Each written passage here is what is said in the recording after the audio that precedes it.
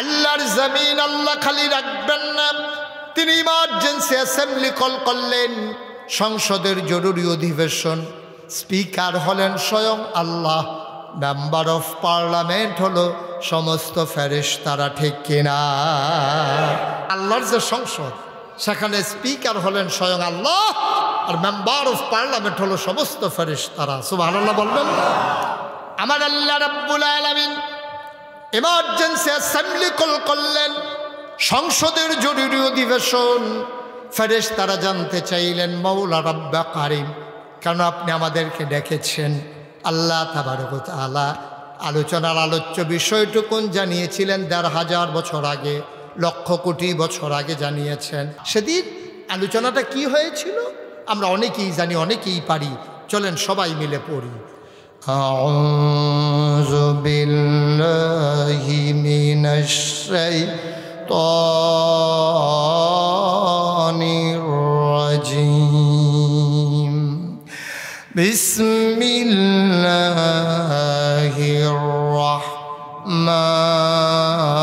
রাহমানির রাহিম। ইন্নী জাইলুন feel আরদি খলিফা। আল্লাহ ডেকে বললেন, ও ফেরেশতারা, আমি একটা কওম, আমি একটা সম্প্রদায়, আমি একদল মানুষ বানাতে চাই, যাদের পরিচয় হলো তারা আমার খলিফা। ফেরেশতারা বলল, বানাবেন না, এর আগে মানুষ বানিয়েছেন, ওরা জিন বানিয়েছিলেন, ওরা মারামারি কাটাকাটি ঝগড়া বিবাদ করলো, রক্ত বহাই দিল। মানুষ বানাবেন এমনই করবে, মারামারি করবে, কাটাকাটি করবে, ঝগড়া বিবাদ করে, অযথা মামলা দেবে, হামলা হবে। মানুষ বানানোর দরকার নাই। জোর যার মুল্লুক তার নীতিতে মানুষ মানুষের উপরে চড়াও হবে। দরকার কি মানুষ বানানোর? আল্লাহ তাবারক ওয়া তাআলা ফেরেশতাদের যুক্তি মানলেন না, তিনি বলে দিলেন, ইন্নী আ'লামু মা লা তা'লামুন, আমি যা জানি তোমরা তা জানো না। বলেন সুবহানাল্লাহ। বন্ধুরা আমার, ভাইরা আমার, মানুষ বানানোর উপরে আল্লাহ আপনাকে আমাকে আমাদের সবাইকে এমনি ছেড়ে দেন নাই। কোন পথে গেলে জান্নাত, কোন পথে গেলে জাহান্নাম, কোন পথে গেলে লাভ, কোন পথে গেলে লোকসান, কোন পথে ভালো, কোন পথে মন্দ, কোন পথে কল্যাণ, কোন পথে অকল্যাণ, কোন পথে শিরক বেদাত, কোন পথে তাওহীদ রিসালাত, কোন পথে কুফর আর কোন পথে ইসলাম জানানোর জন্য আমার আল্লাহ যুগে যুগে মানুষদের মাঝ থেকে বাছাই করে, যাচাই করে, করুণা করে, দয়া করে, মায়া করে একদল উত্তম চরিত্রের মানুষ, যাদের গুনাহ নাই, গুনাহ হওয়ার সম্ভাবনাও নাই, এমন একদল মানুষকে আমার আল্লাহ আমাদের জন্য নবী এবং রাসূল করে পাঠাইছে, ঠিক কিনা? 1,24,000 বলো আর 2,24,000 বলো, আদম আলাইহিস সালাম থেকে শুরু করে ঈসা আলাইহিস সালাম পর্যন্ত যত নবী এবং রাসূল আল্লাহ দুনিয়াতে পাঠিয়েছেন, এক একজনকে এক একটা স্পেশাল কোয়ালিটি দিয়েছেন। আদম আলাইহিস সালাম থেকে শুরু করে ঈসা নবী পর্যন্ত যত নবী এবং রাসূল এসেছেন, সবাইকে এক একটা স্পেশাল কোয়ালিটি, অনন্য বৈশিষ্ট্য, যারে কয় মুআজিজা আল্লাহ দান করেছেন। আদামু সফিউল্লাহ, নূহ আদমের সানি, ইব্রাহিম খলিলুল্লাহ, ইসমাইল জাবিউল্লাহ, মূসা কালিমুল্লাহ, ঈসা রূহুল্লাহ। সুলাইমান নবীরে দিলেন রাজত্ব, দাউদ নবীরে দিলেন সুন্দর কণ্ঠ, ইউসুফ নবীরে দিলেন সুন্দর চেহারা। প্রশ্ন হলো, সবাইরে সব দিলেন, আমার নবীরে কি দিলেন? জানতে মন চায় নাকি চায় না? আপনি সব নবীরে সব দিবেন, আমরা শেষ নবী পাইয়া আর আমরা সহজ সরল পাইয়া আমরা নবীরে কিচ্ছু দেবেন না, এটা আমরা মানি নাকি? আপনারা মানেন নাকি? আমি জানতে চাইলাম, মাওলা ও রব্বে করিম, সবাইরা সব দিলেন, আমার নবীরে কি দিলেন?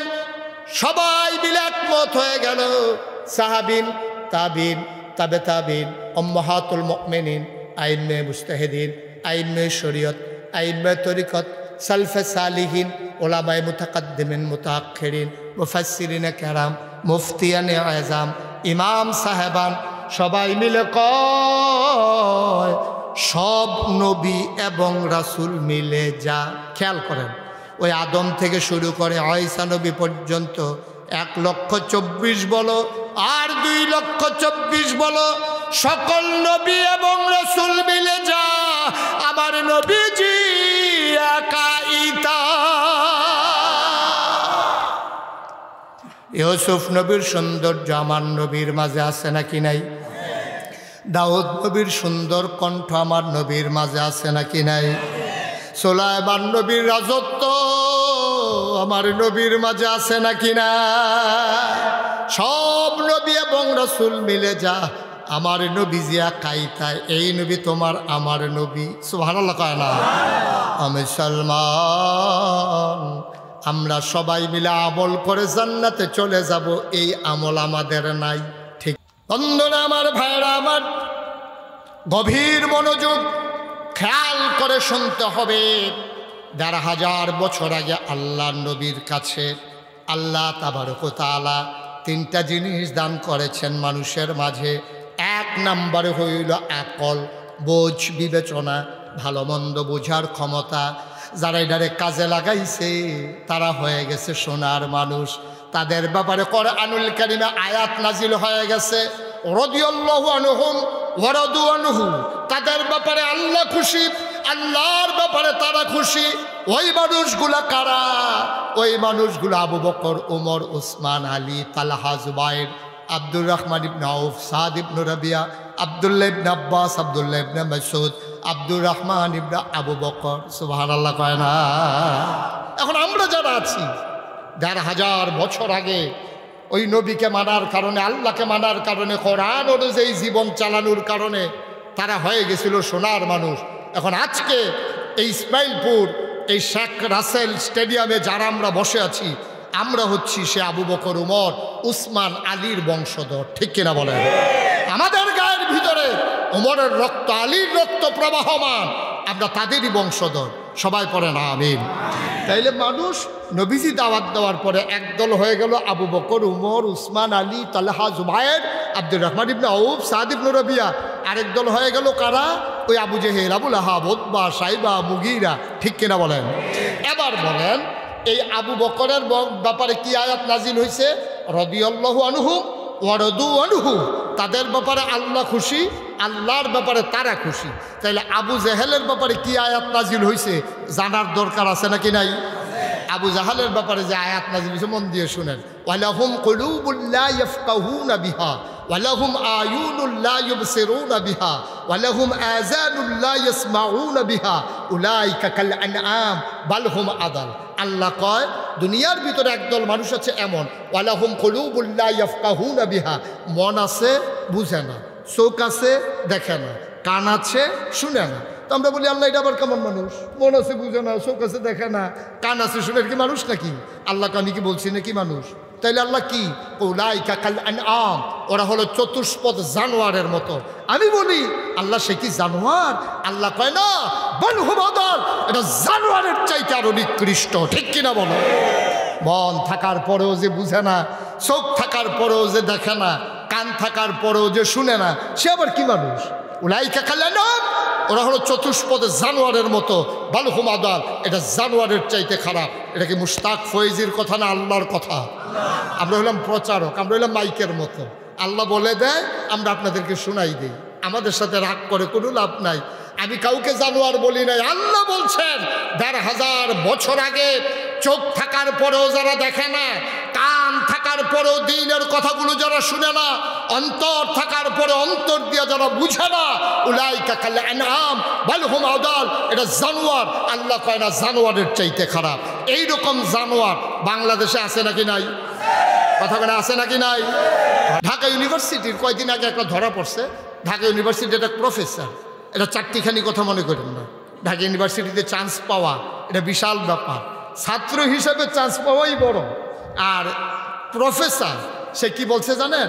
ঢাকা ইউনিভার্সিটির প্রফেসর সে একদিন বলছে কি যে যারা পর্দা করে, খুব খেয়াল করেন, যেই সব মেয়েরা পর্দা করে, বোরকা পরে, হিজাব লাগায়, নেকাব লাগায়, ওই সব মেয়েরা ঢাকা ইউনিভার্সিটিতে পড়ার দরকার নাই।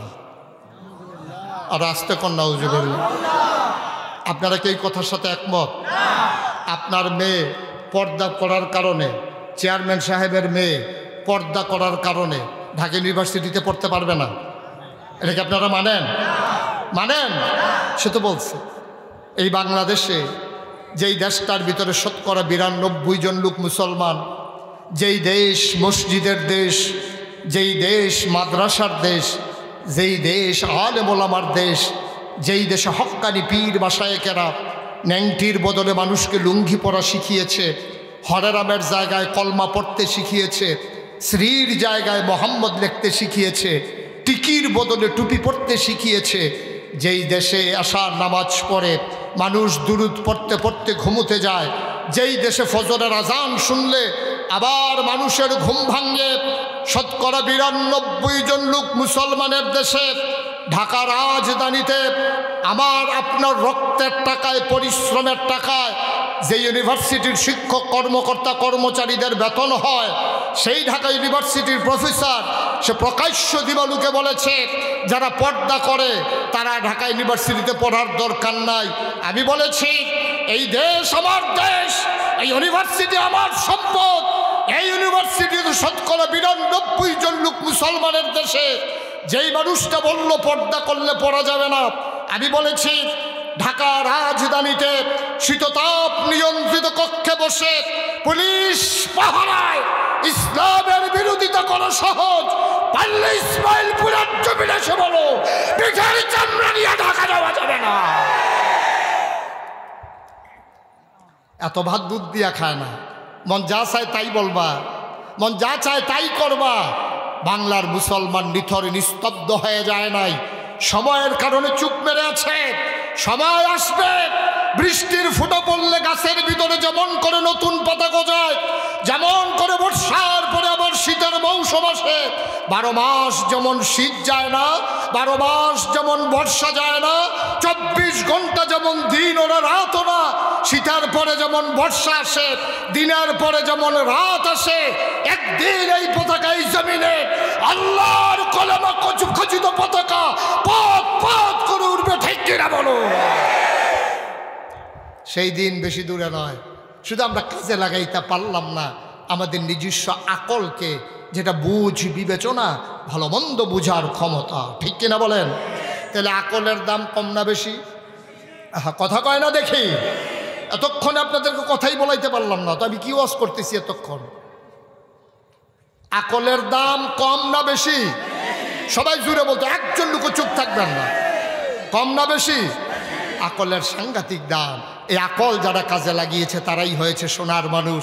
যারা আকলকে কাজে লাগাইতে পারে নাই তারাই ডেস্ট্রয় হয়ে গেছে, তারা ধ্বংস হয়ে গেছে, ইতিহাসে রাস্তা করে তারা নিক্ষিপ্ত হয়েছে। আমরা আকলকে কাজে লাগাইতে চাই, ঠিক কিনা বলেন? আবার একটু সহজ করে একটা কথা বলি, দেখি আমার কথা বুঝেন কতটুকু আপনারা। আমার এক বন্ধু, আমি কুমিল্লা শহরে থাকি, আমার বাসা। তা আমার এক বন্ধু আসছে, আয়সা বলতেছে যে আকলের যে কত দাম দেখেন। আমার বন্ধু আয়সা বলতেছে, দোস্ত আমি তো শহরে আসছি, তোমার সাথে একটু কথা আছে। তাই বললাম যে আমার বাসার সামনে যে বড় মসজিদ আছে ওখানে তুমি আসো, জোহরের সময় তোমার সাথে দেখা হোক। এই কথা বলার পরে, এই কথা যখন বললাম তখন সে করছি ওইখানে জোহরের নামাজ পড়ছে। জোহরের নামাজ শেষ করে আমরা বের হয়ে গেছি। তো মসজিদের গেটে দেখবেন কিছু ভিক্ষুক থাকে। তা আমার একটা পরিচিত ভিক্ষুক আছে, অন্ধ, তারে আমি সবসময় সাহায্য সহযোগিতা করি। তা আমি ওই বন্ধুর সাথে কথা বলতে গিয়া, কথা বলতে বলতে যে গেট দিয়ে বের হয়ে গেছি, আমার ওই ভিক্ষুকের কথা মনে নেই। কিন্তু ভিক্ষুক তো আমার কথা শুনছে, যদিও অন্ধ, আমার গলা শুনে বুঝে ফেলছে যে আমি আজকে মসজিদে আসছি। কথা বলতে বলতে বের হয়ে যাচ্ছে, আমি তো কোনো দিন খালি হাতে তারে বের হই না আমি। তো সে চিন্তা করছে হুজুরের বুধে খেয়াল নাই। তখন এই ভিক্ষুক আমার ডাক দেখো, হুজুর আপনি কি চলে যেতেছেন? আমি কারে না, আসতে আসছি। পরে ফিরে আবার গেছি, গিয়ে আমি আমার বন্ধুকে বললাম, দোস্ত এই যে ভিক্ষুকটা সে অন্ধ কিন্তু তার আকল খুব ভালো। কেমনে বুঝলা? আমি এখনই প্রমাণ হবে। তখন আমি করলাম কি, একটা 10 টাকার নোট পকেট থেকে বের করে ভিক্ষুকটার হাতে দিয়া বললাম যে আজকে আমার বন্ধু আসছে, আমার মন খুব ভালো, এই জন্য তোমার 100 টাকার একটা নোট দিলাম। দিছি কত? কথা কয় না, বলছি কত? বলার পরে সে করছে কি, টাকাটা হাতে নিয়ে এমনভাবে কি জানি ধইরা সে আমার দিকে হাসি দিয়া কয়, শয়তানি করেন? আমি কি শয়তানি? কয় 10 টিক্কা। কথা কি বুঝতে পারছেন আপনারা? যে আমার সাথে দুষ্টামি করেন, মজা করেন, আপনি তো 10 টাকার নোট দিয়ে বলতেছেন 100 টাকা। আমি চোখে পানি চলে আসছে আমার। আরে এই অন্ধ মানুষটা 50 বছর যেই মহিলাটার সাথে সংসার করছে, এই মহিলাটারে দেখলে চিনে না, কথা বললে চিনে, ঠিক কিনা বলেন? এই অন্ধ মানুষটা যেই বাচ্চাগুলারেতে জন্ম দিছে, ওনার যারা সন্তান, ওনার সন্তানদেরকেও চিনে না, কথা না বললে। ভাই, স্ত্রী চিনে না, সন্তান চিনে না, কিন্তু 10 টাকার নোটটা ধরেই বুঝে ফেলছে এটা 10 টাকা না 100 টাকা। এটার নাম হইল এটার নাম বুঝ, বিবেচনা, ভালো মন্দ বোঝার ক্ষমতা। শুধুমাত্র একটা মানুষ যদি তার আকলটাকে কাজে লাগায়, তাহলে মানুষটা মরতে দেরি। এলাকার মসজিদে মিনার থেকে ঘোষণা আসবে মানুষটা নাই, কাফন পরিয়ে সবাই মিলে দাফন করে দেবে মাটির কবরে। মানুষটা যখন কবরে শুয়ে যাবে, সবাই দেখবে মাটির কবর। মানুষটা কবরে গিয়ে দেখবে মাটির কবর, মাটি নাই, মাটির কবর জান্নাতের টুকরা হয়ে গেছে। সুবহানাল্লাহ। শুধু আকলটারে যদি কাজে লাগায়। এবার খুব জোরে করে আওয়াজ করে বলবেন, আল্লাহ কয়টা জিনিস দিছে? হ্যাঁ, সচেতন শ্রোতা, মাশাআল্লাহ মাশাআল্লাহ, অসংখ্য ধন্যবাদ, থ্যাংক ইউ। আপনারা সবাই বলতে পারছেন, মনে আছে, বুঝা গেল মন দিয়ে শুনতেছেন। কয়টা না? তোমরা না বললেও হবে, হাতে কয় যে আমার মাইকে তো কয়।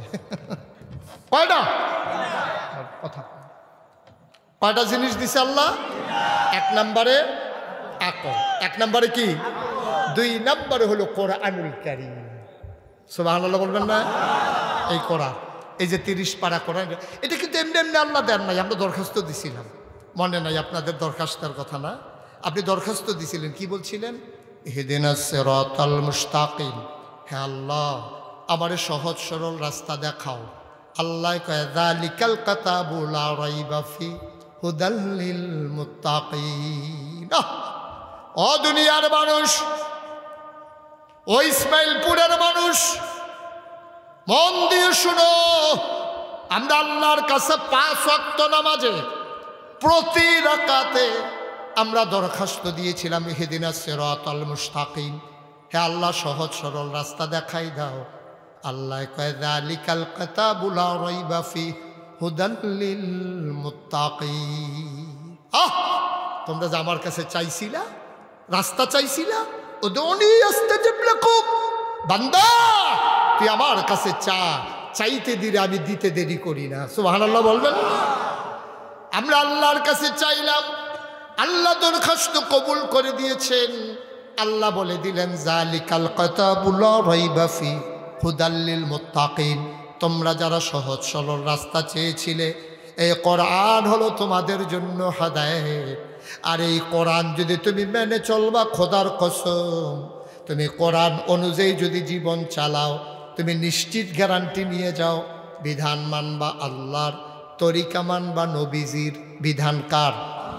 তরিকা কার? এই আল্লাহর বিধান, নবীর তরিকা মাইনা তুমি যদি জীবন চালাইতে পারো, তুমি মরে যাও, তুমি মরে যাও, তুমি মরে যাও, তোমার কবর জান্নাত হইতে দেরি হবে না, ঠিক কিনা? কয়টা জিনিস দিছে আল্লাহ? 1 নম্বরে আকল, 2 নম্বরে কোরআনুল কারীম, 3 নম্বরে নবী মুহাম্মদুর রাসূলুল্লাহ সাল্লাল্লাহু আলাইহি ওয়াসাল্লাম। সুবহানাল্লাহ বলবেন না? ভাই একটা কথা মনে রাখেন, আপনার মন মতো ইসলাম হবে না, ইসলামের মন মতো আপনাকে চলতে হবে, ঠিক কিনা বলেন? আমরা তো যার যার মন মতো ইসলাম বানাইতে চাই। আরো সহজ করে বলি, এই যে আব্দুল জলিল, কই এই যে আব্দুল জলিল, ওনার ঘরে আমার খাওয়া দাওয়ার ব্যবস্থা করেছে। তা আমি যখন আসলাম, আইসা আব্দুল জলিল ভাইয়ের ঘরে গেলাম, গিয়া বললাম, জলিল ভাই খেয়াল করে শুনেন, কথা বুঝতেছেন আমার? আমি গিয়া বললাম, জলিল ভাই আমার এক গ্লাস পানি দেন দেখি, এক গ্লাস পানি খাবো। তো উনি জলিল ভাই ভিতর বাড়িতে গেছে পানি আনার জন্য। ওনার ওয়াইফ কি কথা কয় না, ওনার কি ওয়াইফ মানে স্ত্রী, ওনার ওয়াইফ বলতেছে পানি নেন কার জন্য? কয় যে নাগাইশের যে পীর সাহেব হুজুর কুমিল্লা থেকে আসছে, মুশতাক ফয়েজি আমাদের প্রধান বক্তা, উনি পানি চাইছে, পানি নিতে আসছি। ওনার ওয়াইফ ওনার ধমক দিয়ে, দত আপনার বুদ্ধি শুদ্ধি আর কবে হবে? উনি এত দূর থেকে আসছে, পানি চাইছে বলে পানি দিবেন? ঘরের ভিতরে ট্যাং আছে, একটু ট্যাং দেন। তো দিছে ট্যাং, দিছে চিনি, দিছে লারা। এটা আপনাদের দেশে কি কয়? কথা কয় না, কি কয়? তা আমি ওনার কাছে কি শরবত চাইছিলাম না পানি চাইছিলাম? ওনার কাছে চাইছি পানি, উনি আইনা দিছে আমারে শরবত। আজকে বাংলাদেশের ইসলামদার হয়েছে এই অবস্থা। ইসলাম ছিল এক গ্লাস সাদা স্বচ্ছ পানির মতো। এই ইসলামদারে আমাদের দেশের মানুষগুলো কেউ এটার লোকে তুকমার দানা দিছে, কেউ ইউসুফগুলের ভুসি দিছে, কেউ রুয়াবজা দিছে, সিবিটা দিছে, কেউ ট্যাং দিছে, কেউ চিনি দিছে। আর লাড়া দেওয়ানের লেগে তো আমরা দেশের মানুষ বেড়ায় কি কর, নাউজুবিল্লাহ বলবেন না? যার যার মন মতো ইসলামটার সাথে নানান জিনিস মিশাইয়া আমার সুন্দর ইসলামটাকে আজকে শরবতের মতো বানাই ফেলছে, ঠিক কিনা বলেন? যার যেমন চায়। আপনাদের এলাকা আছে কিনা আমি জানি না। আমাদের চিটাগং এই চাঁদপুরে আমি একবার মাহফিল করতে গেলাম, গিয়ে দেখি যে জিজ্ঞেস করলাম, ভাই তোমাদের এলাকায় কি নতুন কোনো জিনিস আছে? কই জি হুজুর, এই মাজারে সাজদা দেয়। মাজারে কি দেয়? আপনাদের এলাকা আছে নাকি সব? আলহামদুলিল্লাহ, এই বাংলাদেশে একমাত্র জায়গা পাওয়া গেল যেখানে এই কারবার নাই, মাজারে সাজদা দেয়। আমি বললাম তাই নাকি? কহ। তো আমি আসলাম চাঁদপুর থেকে আরেকটু উত্তরে, এসে জিজ্ঞেস করলাম, ভাই তোমাদের এলাকায় কি আছে? কয় যে হুজুর পীরের পায়ে সাজদা দেয়। তো চাঁদপুরে পাইলাম মাজারে সাজদা দেয়, কুমিল্লার দক্ষিণে পাইলাম পীরের পায়ে সাজদা দেয়। কুমিল্লা ঢুকে জিজ্ঞেস করলাম, ভাই তোমাদের এলাকায় কিছু আছে? কয় জি হুজুর পীরের পায়ে চুমু খায়। ব্রাহ্মণবাড়িয়া গিয়ে জিজ্ঞেস করলাম, ভাই তোমাদের কি? কয় পীরের বুড়ো আঙ্গুল চুষতে আছে। চিটাগং গিয়ে জিজ্ঞেলাম, ভাই তোমাদের এলাকায় কি আছে? কয় পীরের গোসল করায়, হ্যাঁ গোসলের পানি মুড়িদেরা ভূতেলে ভইরা বাড়িতে নিয়ে খায়। মাজারে সাজদা দেয়, পীরের পায়ে সাজদা দেয়, পীরের পায়ে চুমু খায়, বুড়ো আঙ্গুল চুষতে থাকে, গোসলের পানি খায়। আচ্ছা, এবার আপনাদের বিবেকের কাছে আমার প্রশ্ন, সব মানুষ এখন বুদ্ধিমান হয়ে গেছে, বোকা মানুষ আমাদের দেশে আর নাই। এবার বলেন দেখি, একটা মানুষকে গোসল করাইলে কত জায়গা দিয়া পানি যায়? কথা কয় না? একেবারে আপনার এই সবগুলা জায়গার নাম তো মাইকে বলাও যাবে না এখন। এই সব জায়গা দিয়া পানি যায়, ওই পানি বোতলে বইরা খায়। আল্লাহ তাবারক ওয়া তাআলা এখন আমাদেরকে বাঁচাই রাখছে।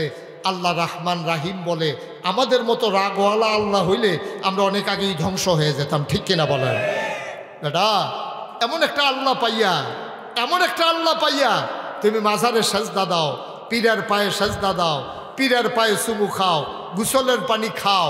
আহারে মুসলমান, আহারে মুসলমান, মুসলমান মন দিয়ে শোনো, আল্লাহ তাবারক ওয়া তাআলা মহামূল্যবান যে জিনিসটা দিলেন, তিনি হলেন নবী মুহাম্মদুর রাসূলুল্লাহ সাল্লাল্লাহু আলাইহি ওয়াসাল্লাম। আমি জানতে চাইলাম, মাওলা ও রব্বে কারীম, নবীর ব্যাপারে আমরা কি ধরব? আল্লাহ যেন ডেকে কয়, বান্দা আমি আল্লাহর ব্যাপারে তোমাদের ধারণা কি? আমি বললাম, আল্লাহ নতুন করে বলার কি আছে? প্রতিদিন 5 ওয়াক্ত নামাজে প্রতি রাকাতে আমরা কত সুন্দর করে বলে দিলাম, আলহামদুলিল্লাহি রাব্বিল আলামিন। সমস্ত প্রশংসা আমার মায়ের জন্য না, আমার বাবার জন্য না, আমার নেতার জন্য না, আমার দাদার জন্য না, আমার বংশের কারো জন্যে না, শুধুমাত্র কেবলমাত্র একমাত্র লিল্লাহি রাব্বিল আলামিন, সমস্ত জগতের যিনি রব ওই আল্লাহ রাব্বুল আলামিনের জন্যে, ঠিক কিনা? আমি জানতে চাইলাম, মাওলা আমার নবীর ব্যাপারে আমরা কি ধারণা করব? আল্লাহ ডাক দেয়া কয়, বান্দারে ও ইসমাইলপুরের মানুষ, আমি আল্লাহর ব্যাপারে তোমাদের যেই ধারণা, আমি হইলাম সমস্ত জগৎ সমূহের জন্য রব, সমস্ত প্রশংসা আমার। এবার শোনো নবীর ব্যাপারে কি ধারণা করবা? কয় যত জায়গায় আমি আল্লাহ রব তত জায়গায় আমার নবীজি রহমত। এটা প্রমাণ আছে নাকি নাই?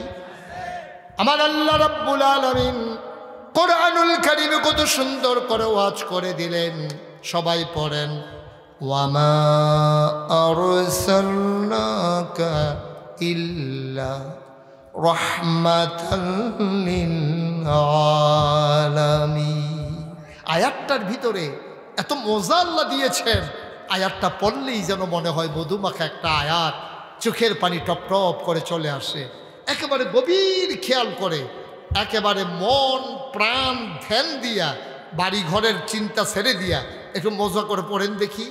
ওয়ামা আরসালনাকা ইল্লা রাহমাতান লিল আলামিন। আমি আল্লাহ যত জায়গায় রব, আমার নবী তত জায়গায় রহমত। সুবহানাল্লাহ কয় না? আমি বলি আল্লাহ আপনার নবী কি রহমত? কারো প্রমাণ আছে? আমি বললাম কি প্রমাণ আছে? আল্লাহ কয় ফাবিমা রাহমাতিন মিনাল্লাহ, ফাবিমা রাহমাতিন মিনাল্লাহ, ফাবিমা রাহমাতিন মিনাল্লাহি লিনতা লাহুম ওয়ালাউ কুনতা ফাজ্জান গালিজাল কলব লানফাদ্দু মিন হাওলিক ফাআফু আনহুম ওয়াস্তাগফির লাহুম ওয়াশাবিরহুম ফিল আমর ফাইযা আযামতা ফাতাওয়াক্কাল আলাল্লাহ ইন্নাল্লাহা ইউহিব্বুল মুতাওয়াক্কিলিন। কি মজার কথা! আল্লাহ কয় ফাবিমা রাহমাতিন মিনাল্লাহ, আল্লাহর রহমতে নবীর মনটাকে আল্লাহ নরম করে বানাইছে। আমার নবীর মনটা কি শক্ত না নরম? এটা কোরআনের প্রমাণ। সুবহানাল্লাহ বলবেন না? আচ্ছা, এবার আসেন, আমার নবীর মনটা যে নরম, প্রমাণ কি? আরো সহজ করে বলি। হ্যাঁ, সবাই পড়েন আমিন। ১,৫০০ বছর আগে আল্লাহর নবী দুনিয়ার ভিতরে যখন তাশরীফ এনেছেন, তিনি তাশরীফ এনেছেন মক্কা নগরীতে। ওই জামানায় মক্কা নগরীতে একটা সিস্টেম ছিল, মায়েরা বাচ্চাকে বুকের দুধ খাওয়াইতেন না। বংশাবলী মানুষ যারা, বড় বংশ যাদের, টাকাওয়ালা মানুষ যারা, তারা বাচ্চাকে বুকের দুধ খাওয়াইতেন না।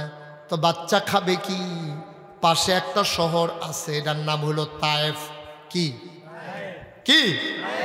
ওই তায়েফ শহর থেকে মহিলারা রওনা দিয়ে আসতো, আইসা মক্কা নগরীতে টাকার বিনিময়ে বাচ্চাগুলা নিয়ে যাইতো। ২-২.৫ বছর দুধ খাওয়াইয়া আবার আইনা মায়ের কাছে ফেরত দিত।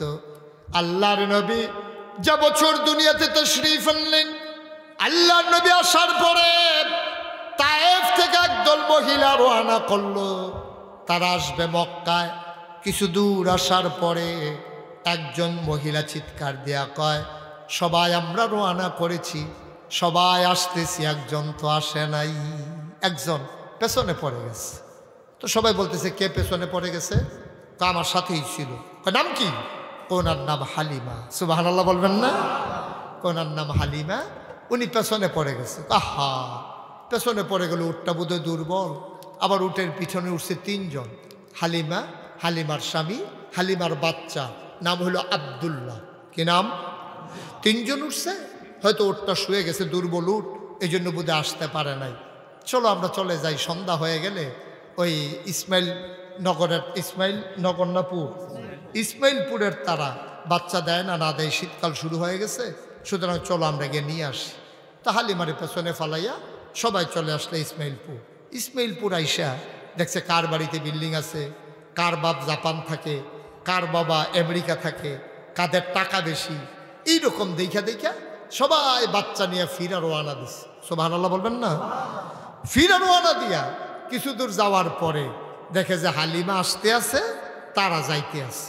তারা কথা কেনা তারা আর হালিমা আসতেছে, হালিমার সাথে দেখা হয়েছে, সবার কুলের ভিতরে বাচ্চা। হালিমাকে কি ব্যাপার, তোমরা কি বাচ্চা নিয়ে চলে আসছো? তোমার জন্য দাঁড়াই থাকবো, আমরা তো বারবার চেষ্টা করছিলাম, তোমার জন্য দেরি করছিলাম, তুমি আসো নাই, এই জন্য আমরা বাচ্চা নিয়ে চলে আসছি। হালিমা কয় আর বাচ্চা নাই? কয় একটা বাচ্চা আছে, বাচ্চার বাপ নাই, বাচ্চাটা ইয়াতীম, এই জন্য আমরা যাইও নাই, টাকা দিতে পারে না পারে, এই জন্য আমরা আর আনতে যাই নাই। গরিব মানুষ আমরা আইনা কি করবো, দুটো টাকার জন্যই তো আনবো, তো যেহেতু ওই বাচ্চা বাবা নাই, এই জন্য আর খবরও নেই না। হালিমার স্বামীর মনটা ছিল খুব নরম। হালিমার স্বামী বলতেছে চলো আমরা যাই, গিয়ে দেখি বাচ্চাটা পছন্দ হইলে আনবো, নাইলে দরকার নাই।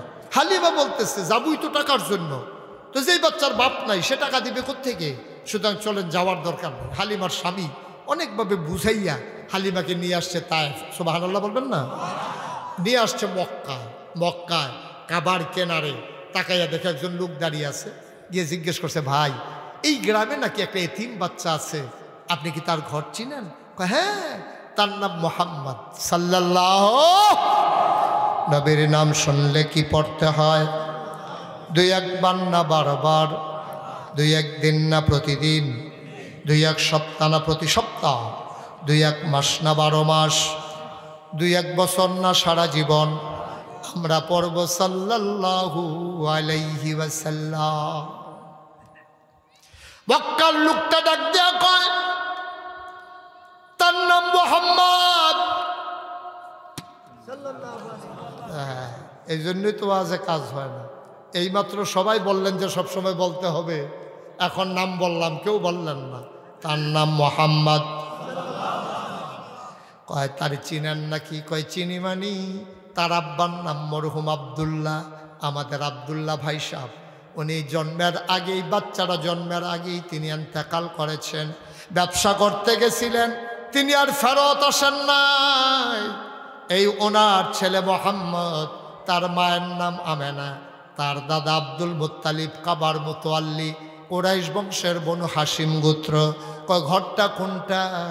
মক্কার লোকটা আঙ্গুল দিয়া দেখাই দিলেন, ওই যে কাবা ঘর দেখা যায়, কাবার উত্তরে যে ছোট্ট ঘর, এইটাই মা মেনার ঘর।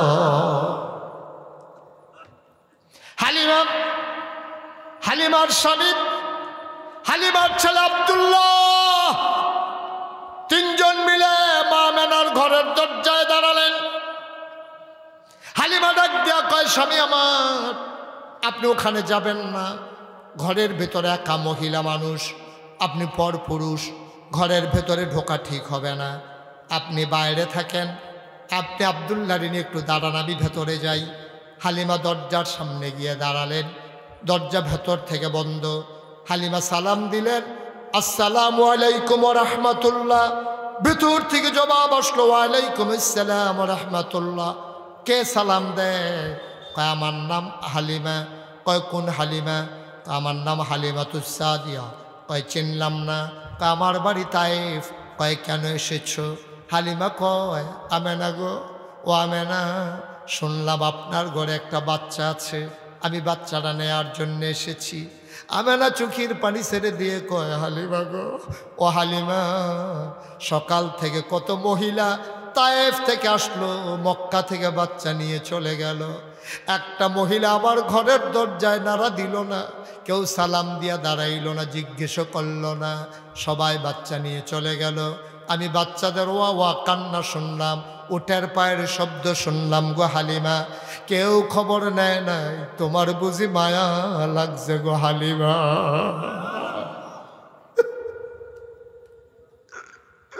ও হালিমা, তোমার বুঝি মায়া লাগছে গো হালিমা। আহলান সাহলান মারহাবান, মোস্ট ওয়েলকাম, আমার ঘরে তোমাকে স্বাগতম, চলে আসো ভেতরে। হালিমা দরজা ধাক্কা দিয়ে ঘরের ভেতরে ঢুকে গেলেন।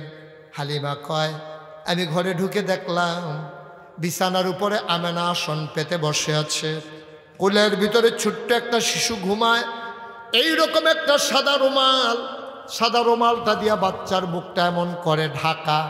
আমি গিয়া বললাম আমেনা, আমেনা, ও আমেনা, বাচ্চা নেব এমন কোনো কথা নাই, আমেনা গো বাচ্চাটা দেখতে চাই, যদি পছন্দ হয় নেব, নাইলে নাই, দয়া করে বাচ্চাটা একটু দেখাও। আমেনা কয় দেখে নাও নয়ন ভরে। হালিমা কয় দেখবো কেমনে, রুমাল দিয়া মুখ ঢেকে রাখলে। এবার আমেনা টান দিয়া মুখের পর্দা সরাই দিলেন। হালিমা কয় জীবনে আমি অনেক বাচ্চা দেখেছি, যেই মাত্র পর্দাটা সরাইল আমি এত সুন্দর একটা বাচ্চা দেখলাম। কোনো মানুষের বাচ্চা এত সুন্দর হইতে পারে আমার জানা ছিল না।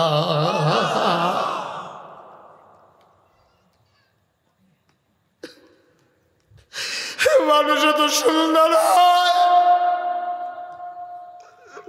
আমি হালিমা জীবনে এমন সুন্দর বাচ্চা দেখি নাই।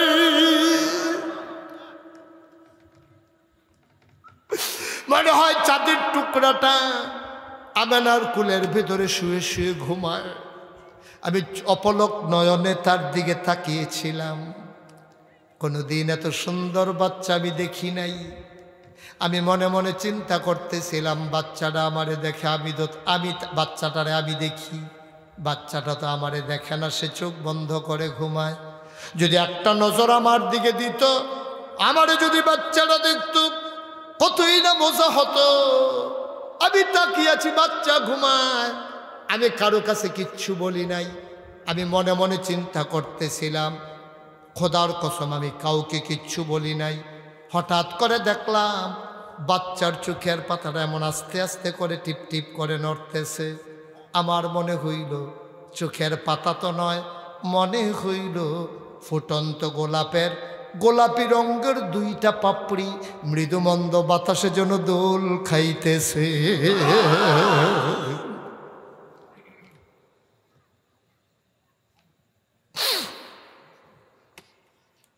এত সুন্দর মানুষ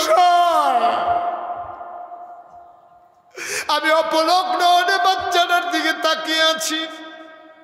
আমি পলক ফেলার কথা ভুলে গেছি। বাচ্চাটা আমার দিকে তাকাইয়া হঠাৎ করে দেখলাম ঠোঁটের কোনাটা সে বাঁকা করলো, আস্তে করে আমার দিকে তাকাইয়া একটা মুচকে হাসি দিল।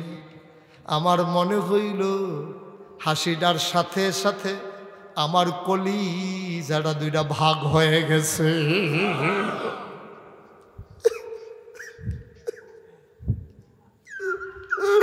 আমি চিৎকার দিয়ে ঘরের বাইরে গেলাম। আমি আমার স্বামীকে বললাম, স্বামী, ও স্বামী, তারা যদি একটা টাকাও না দেয় স্বামী, এই বাচ্চা ফালাইয়া আমি যাব না গো স্বামী। আমার কলিজাটা দুইটা ভাগ করে ফালাইছে। হালিমার স্বামী ডাক দেয়া কয় মন চাইলে নিয়ে নাও। হালিমা দৌড় দিয়ে ঘরের ভেতরে ঢুকলেন। এবার হালিমা ঘরে গিয়া আমেনারে ডাক দেয়া কয় আমেনা, পারলে টাকা দিও, না পারলে নাই, টাকা পয়সার কোনো হিসাব নাই, দয়া করে বিসমিল্লাহ বলে বাচ্চাটা আমার কুলে দাও। পারলে টাকা দিও, না পারলে নাই, দয়া করে বাচ্চাটা দাও। এই বাচ্চা ছাড়া আমি গেলে আমি বাঁচবো না। আমেনা ডাক দেয়া কয় হালিমা, এটা যেমন তেমন বাচ্চা না, এটা একটা আজব বাচ্চা। কয় বুঝলাম না কি আজব বাচ্চা? কয় 10 মাস 10 দিন সে আমার পেটে ছিল। মায়ের গর্ভে বাচ্চা আসলে মায়েরা খাইতে পারে না, বমি হয়, মাথা ঘুরায়। খোদার কসম, মোহাম্মদ যখন আমার পেটে আসছে, আমি খোদার কসম 10 মাস 10টা দিন মোহাম্মদ আমার পেটে ছিল। আমি বুঝি নাই আমার পেটে যে বাচ্চা আছে। বাচ্চা দুনিয়াতে আসতে গেলে মানুষ চোখ উল্টায়, বেহুশ হয়ে যায়, মানুষ নিজের চুল নিজে টাইনা ছিঁড়া ফালায়। আমার মোহাম্মদ যখন দুনিয়াতে আসে, একটা পিঁপড়ার কামড় দিয়ে একটা পিঁপড়া কামড় দিলে আমি টের পাই। খোদার কসম, মোহাম্মদ যখন দুনিয়াতে আসে আমি একটা পিঁপড়ার কামড়ের মতো টের পাই নাই।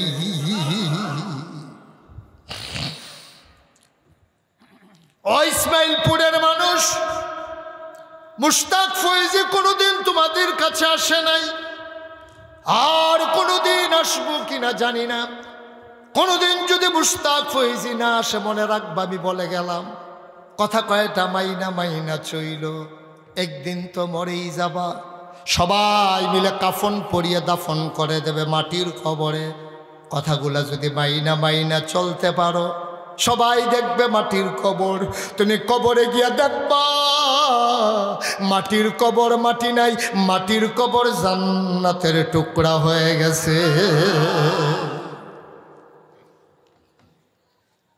হালিমা কয় দেন দেন বাচ্চা কুলে দিন আমি না কয় ডাক্তার আজব বাচ্চা না খাওয়াইলেও কান্দে না ঘুম পাড়াই দিলে নড়াচড়া করে না হালিমা এটা একটা আজব বাচ্চা গো হালিমা শোনো শোনো শোনো মন দিয়ে শোনো গো হালিমা এ বাচ্চা বড় আজব বাচ্চা এই বাচ্চা ঘুম পাড়াই দিলে নড়াচড়া করে না একদিনের কথা শোনো আমি তারে ঘুম পাড়াইয়া গোসলখানায় ঢুকছি গোসল করার জন্যে গায়ে পানি ঢেলে ফেলেছি আমার মোহাম্মদ ঘুম পাড়াই দিলে নড়ে না হঠাৎ করে শুনলাম ঘরের ভিতরে কে যেন নড়াচড়া করে আমি ভয় পেয়ে গেলাম জানালা খুলে উকি মেরে দেখি আমার মোহাম্মদকে নিয়ে একটা দুঃখ ছিল আমি তারে কোনোদিন একটা কাগজের খেলনাও কিনা দিতে পারি নাই তার আব্বা নাই আমার পেটে থাকতে তার আব্বা ইন্তেকাল করেছে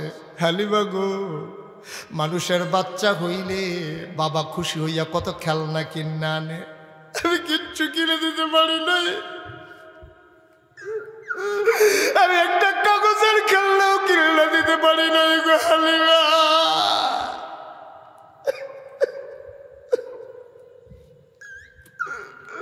তার আব্বা নাই আমি মহিলা মানুষ আমি তার আম্মা আমি তার আব্বা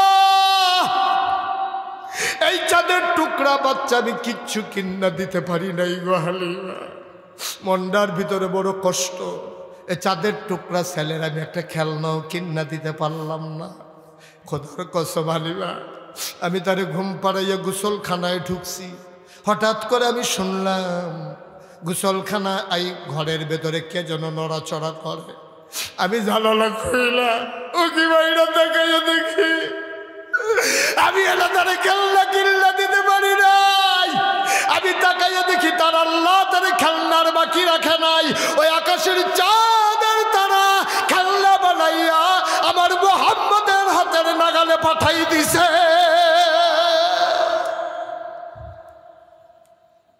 সে হাত দিয়ে ধরতে চায় আর আকাশের চাঁদ তার সাথে লুকোচুরি করে একবার নামে একবার উঠে হালিমা হালিমা গো এটা বড় আজব বাচ্চা গো হালিমা তোমার কাছে এই বাচ্চা আমানত হালিমা কয় বিসমিল্লা বলে কুলে দেন আবার আমেনা বিসমিল্লা বলে আমার নবীকে হালিমার কুলে উঠাই দিলেন হালিমা কয় খোদার কসম আমার শরীরটা ছিল শুকনা আমার বুকে দুধ ছিল না আমার ছেলে আব্দুল্লাহ তায়েফ থেকে মক্কায় আসতে আসতে বারবার বুকের ভিতরে চুষণ মেরেছে আমি একটা ফোঁটা দুধ তারে দিতে পারি নাই খোদার কসম আমি যখন মোহাম্মদকে বিসমিল্লা বলে কুলে নিলাম নেওয়ার সাথে সাথে টের পাইলাম আমার শুকনা দুইটা বুক সাথে সাথে দুধে ভরপুর হয়ে গেছে ও ইসমাইলপুরের মায়েরা পর্দার আড়াল থেকে যেন শুনছো গো মা নবীজির আম্মা তোমারও তো বাচ্চা আছে গো মা তুমিও তো বাচ্চার মা নিজেকে মা সস্তা বানাই ফেইল না নিজেকে রাস্তাঘাটে উদম করে ছেড়ে দিও না পর্দার বাইরে যাইও না গো মা নামাজ যেমন ফরজ রোজা যেমন ফরজ হজ করা যেমন ফরজ পুরুষ এবং নারী সবার জন্য পর্দা করা ফরজ ঠিক কিনা আজকে বাংলাদেশ ডেস্ট্রয় হয়ে যাচ্ছে আজকে বাংলাদেশ ধ্বংস হয়ে যাচ্ছে মহিলাগুলা রাস্তায় বের হয়ে গেছে তরকারি বাজারে মাছ বাজারে গরু বাজারে এমন কোনো বাজার নাই যেই জায়গার ভিতরে মহিলারা নাই ঠিক কিনা বলেন আজকে ধ্বংস হয়ে গেছে দেশ ধ্বংস হয়ে গেছে আজকে শরীর চর্চার নামে সংস্কৃতির বিকাশের নামে আজকে আমার দেশের বিয়ের উপযুক্ত মেয়েগুলারে আজকে মাঠের ভিতরে ফুটবল খেলার নামে ভলিবল খেলার নামে শিল্প সংস্কৃতির বিকাশের নামে আমার বিয়ের উপযুক্ত মেয়েগুলোকে আজকে বাংলাদেশের মাঠের ভিতরে ছেড়ে দেওয়া হয়েছে, ঠিক কিনা বলো? আজকে জাতিকে ধ্বংস করার যত পরিকল্পনা, সব পরিকল্পনা আজকে বাস্তবায়ন হয়ে গেছে। এ জাতিকে মুক্তি দেওয়ার আর কোনো পথ খোলা নাই।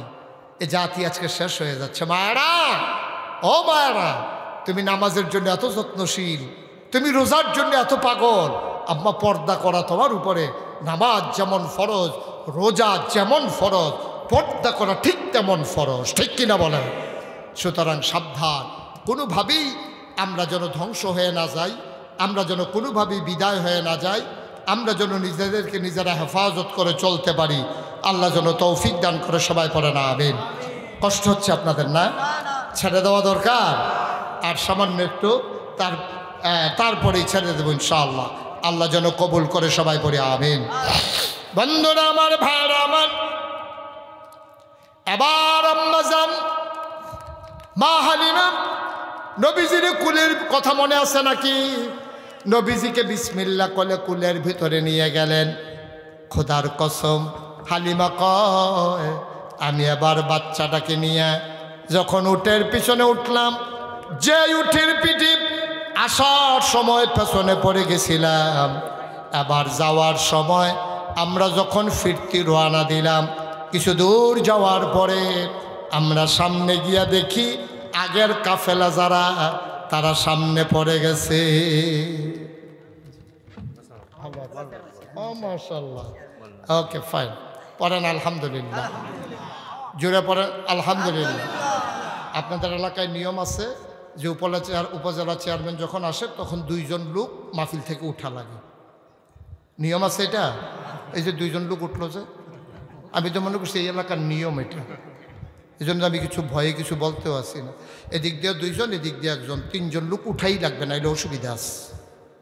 আহা, আমিন বলেন, জুড়ে বলেন, আরো জুড়ে। যেই কথাটুকুন বলতেছিলাম, এখন হালিমা কুলে নিছে আমেনার কুল থেকে নবীজিকে কুলে নিছে, নিয়ে উটের পিছনে উঠছে।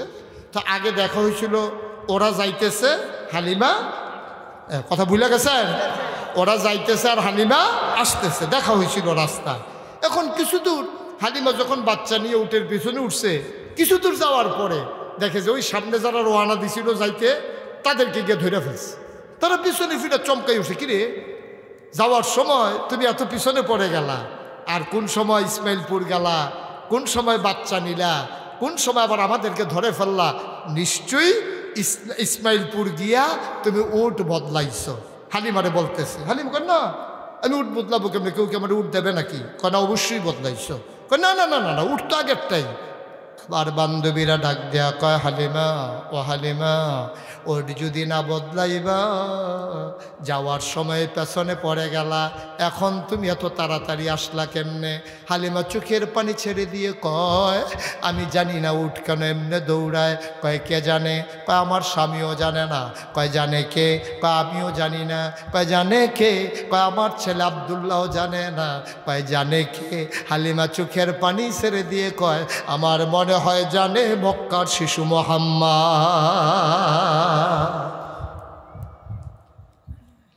এই নবী তোমার আমার নবী, নবীর 23 বছরের জিন্দেগি তোমার আমার জন্য মডেল। তিনি লাকাদ কানা লাকুম ফি রাসূলিল্লাহি উসওয়াতুন হাসানা, তিনি হচ্ছেন মডেল, তিনি হলেন আইডল, তিনি হচ্ছেন আইকন, তিনি হচ্ছেন আদর্শ, তিনি হইলেন নমুনা, তিনি উসওয়াতুন হাসানা। নবী যেমন করে কথা বলেছে, আমরা এমন করে কথা বলতে হবে। নবী যেমন করে লেনদেন করেছে, আমরা এমন করে লেনদেন করতে হবে। নবী যেমন করে খেয়েছেন, আমরা এমন করে খাবো। নবী যেমন করে তার বিবিদের সাথে ব্যবহার করেছেন, আমাদেরও ঘরের ভেতরে স্ত্রী আছে, বিবি আছে, আমরাও ঘরের ভেতরে গিয়ে এমন ব্যবহার করব, ঠিক কিনা? এজন্য নবীকে পাঠানো হয়েছে। আহা, সুবহানাল্লাহ, সুবহানাল্লাহ। এই নবীর ইন্তেকাল হয়ে গেল, আবু বকর সিদ্দিক হলেন খলিফা। আবু বকর সিদ্দিকের ইন্তেকাল হয়ে গেল, খলিফা হয়ে গেলেন হযরত উমর। সুবহানাল্লাহ বলবেন না? তৎকালীন জমানায় ইসলামের একটা নিয়ম হলো, রাষ্ট্রের যিনি প্রধান হবেন, খুব খেয়াল করে শুনেন, আপনাদের মনোযোগ আছে তো নাকি? রাষ্ট্রের যিনি প্রধান হবেন তিনি জাতীয় মসজিদে জুমার খুতবা দেবেন, এটা হচ্ছে ইসলামের নিয়ম। তো নবীজির এন্তেকালের পরে আবু বকর সিদ্দিক মসজিদে নববীতে খুতবা দিতেন। আবু বকর সিদ্দিকের এন্তেকালের পরে হযরত উমর মসজিদে নববীতে খুতবা দিতেন। একদিন হযরত উমর খুতবা দেবেন, জুমার আজান পড়ে গেছে, সূর্য পশ্চিম আকাশে হেলে পড়েছে, মুসল্লিরা তাহিয়াতুল ওযু, দুখুলুল মসজিদ, কাবলাল জমা সব নামাজ পড়া অপেক্ষায় আছে। উমর আসবেন, খুতবা দেবেন, নামাজ হবে, কিন্তু উমর আর আসে না, সূর্য পশ্চিম আকাশে হেলে পড়েছে। সব মুরব্বীরা মিলে একটা যুবককে বলতেছে, আয় যুবক যাও তো, খলিফার কোনো বিপদ আপদ কিনা, উমর এখন আসে কিনা দৌড়তে দেখে আসো। যুবক দিছে দৌড়তে দৌড়তে গিয়ে উমরের বাড়ির সামনে দেখে উমর রোদের ভিতরে পুড়তেছে, খোলা আকাশের নিচে খালি গায়ে উমর বসে আছে, আর কি যেন দিয়ে রাখছে, ওটার ভিতরে হাত দিয়া দেখে। যুবক কাছে গিয়ে সালাম দিলেন, আসসালামু আলাইকুম ইয়া আমির আল মুমিনিন, হে মুসলমানদের আমির, আপনাকে সালাম। এই সবাই অপেক্ষা করতেছে, আপনি যান না, এই জন্য নামাজও হচ্ছে না, বিকেল হয়ে যাচ্ছে, আসরের সময় হয়ে গেলে নামাজ পড়াবেন কখন? উমর মুস্কি হেসে কয়, বাবা তুমি দৌড়াইয়া যাও, বলো যে আমি আসতেছি, আমার ওই পাঞ্জাবিটা যে ধুয়ে দিছিলাম এটা শুকাইতে একটু দেরি হয়ে গেছে, এই তো শুকাই গেছে, এখনই আসতেছি। সুবহানাল্লাহ বলবেন না? তাইলে বোঝা গেল উমরের পাঞ্জাবি কয়টা? না কথা কয় না দেখি। অথচ আমিরুল মুমিনিন, খলিফাতুল মুসলিমিন, অর্ধেকটা পৃথিবীর প্রেসিডেন্ট হইল উমর, জান্নাতের সুসংবাদপ্রাপ্ত দ্বিতীয় মানুষ, নবীজির দ্বিতীয় খলিফা, এবং নবীজি বলেছেন আনা খাতামুন নাবিয়্যিন লা নাবিয়্যা বা'দি, আমার পরে আর নবী নাই, আমি শেষ নবী। উমর রে, আমার পরে যদি নবী থাকতো তাহলে তুমি উমর নবী হইতা। এইরকম মানুষের পাঞ্জাবি কয়টা? না কথা কয় না দেখি, কয়টা?